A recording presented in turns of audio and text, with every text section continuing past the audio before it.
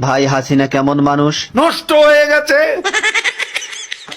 আওয়ামী লীগের এত দায়িত্ব নিয়েছেন কিসের জন্য? শেখ হাসিনাকে হত্যা করার জন্য। তাহলে তো আপনার ক্ষমতা থাকবে না। আর রাজনীতি করব না।